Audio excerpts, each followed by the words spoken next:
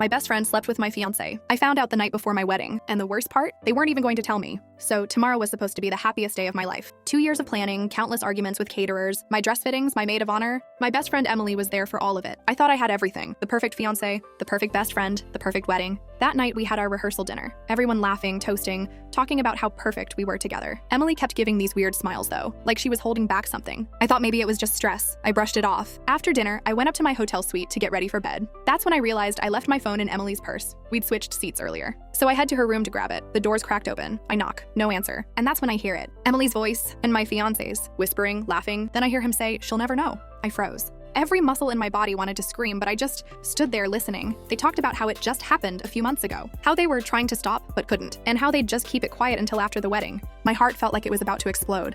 My fiancé, the man I was supposed to marry in less than 24 hours, had been sleeping with my maid of honor this entire time. I didn't even grab my phone. I just walked away, shaking so badly I thought I was going to pass out. I went back to my room, sat on the bed, and stared at my wedding dress. All I could think was, do I still go through with it? Part of me wanted to pretend it never happened, to smile for the cameras and figure it out later. But then I thought about all the times Emily hugged me, telling me how lucky I was to have him, and all the times he looked me in the eye telling me he couldn't wait to marry me. No, they weren't going to get away with this. The next morning, I showed up at the venue like nothing was wrong. Hair done, makeup perfect, smile on my face. But instead of walking down the aisle, I walked up to the microphone before the ceremony started. I looked out at our 150 guests, family, friends, everyone we knew, and said, "Before I marry the love of my life, I think it's only fair I share what I found out last night, that my best friend Emily and my fiancé have been sleeping together behind my back for months." The room went silent. Emily went pale. My fiancé tried to grab my arm, whispering, "Don't do this." I yanked away and said, "Oh, I'm doing this. But don't worry, there will still be a celebration today, just not the one you planned." I handed the mic to the DJ, took one last look at them, and walked out with my head high as the speakers blasted our party playlist. But I wasn't leaving alone. My friends and family, the people who actually loved me, stood up and followed me out, one by one. We didn't waste a second crying over them. We turned what was supposed to be a wedding into a celebration of something even better: freedom, strength, and a fresh start.